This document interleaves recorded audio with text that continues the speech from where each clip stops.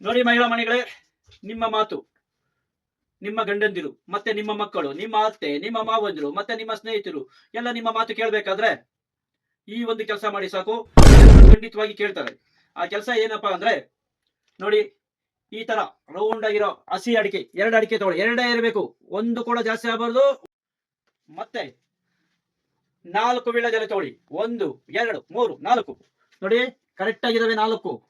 1 2 3 4 ತಗೊಳ್ಳಿ, ಪಕ್ಕದಲ್ಲಿ ಇಟ್ಟುಕೊಳ್ಳಿ. ನೋಡಿ, ಒಂದು ನಿಂಬೆಹಣ್ಣು, ಹಸಿರು ಮತ್ತು ಎಲ್ಲೋ ಮಿಕ್ಸ್ ಆಗಿರೋ ನಿಂಬೆಹಣ್ಣು ಇದೇ ತರ ಇರಬೇಕು. ಒಂದು ನಿಂಬೆಹಣ್ಣು ತಗೊಳ್ಳಿ. ಮತ್ತೆ ನೋಡಿ, ಯಾಲಕ್ಕಿ ಕೊನೆ, ನೋಡಿ ಈ ತರ ಯಾಲಕ್ಕಿ ಜೊತೆಲಿ ಕೊನೆ ಇರಬೇಕು. ಈ ತರದ್ದು 4 ಯಾಲಕ್ಕಿ, 1 2 3 4 ಯಾಲಕ್ಕಿ ತಗೊಳ್ಳಿ, ಸೈಡಿಗೆ ಇಟ್ಕೊಳ್ಳಿ. ಮತ್ತೆ ನೋಡಿ, ಈ ತರ ಹೂವು ಇರುವಂತ ನೋಡ್ಕೊಳ್ಳಿ, ತೋರಿಸ್ತಾ ಇದ್ದೀನಿ. ನೀವು ಎಲ್ಲಂದ್ರೆ ಅಲ್ಲಿ ಗಮನ ಕೊಟ್ಟರೆ ಆಗೋದಿಲ್ಲ, ಇಲ್ಲೇ ದೃಷ್ಟಿ ಇಟ್ಟು ನೋಡ್ಬೇಕು. ನೋಡಿ, ಈ ತರ ಮುಗ್ಗಿರ್ಬೇಕು. ಈ ತರದ್ದು 8 ಲವಂಗ ಜ್ಞಾಪಕ ಇಟ್ಕೊಳ್ಳಿ, 8 ಆಗಿರ್ಬೇಕು.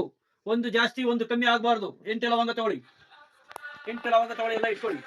ಈಗ ನೀವು ಮಾಡ್ಬೇಕಾಗಿರೋ ಕೆಲಸ ಅಂದ್ರೆ, ಇದನ್ನೆಲ್ಲ ಸೈಡ್ಗೆ, ಇವೆಲ್ಲ ಏನಕ್ಕೆ ಅಂತ ಗೊತ್ತಾ? ಇವು ಬುಡಂಗಿ ಬಾಬಾಗಳು, ಅಂತ ಬಾಬಾಗಳು, ಇಂಥ ಬಾಬಾಗಳು ಹೇಳೋ ಮಾತುಗಳು. ಇದನ್ನೆಲ್ಲ ಸೈಡ್ಗೆ ಇಟ್ಬಿಡ್ರಿ. ಈ ಕಿವಿಲಿ ಗುಗ್ಗೆ ಪಗ್ಗೆ ಇದ್ರೆ ನೀಟಾಗಿ ಕೇಳೋದೇ ಇಲ್ಲ. ಏನಂದೆ, ಇನ್ನೊಂದ್ಸಲ ಹೇಳು. ಬುಡಂಗಿ ಬಾಬಾಗಳು, ಅಂತ ಬಾಬಾಗಳು, ಇಂಥ ಬಾಬಾಗಳು ಹೇಳೋ ಮಾತುಗಳು. ಇದನ್ನೆಲ್ಲ ಸೈಡ್ಗೆ ಇಟ್ಬಿಡ್ರಿ. ಇವೆಲ್ಲ ಕೆಲ್ಸಕ್ಕೆ ಬರಲ್ಲ. ನೀವು ಮಾಡ್ಬೇಕಾಗಿರೋದಿಷ್ಟೇ.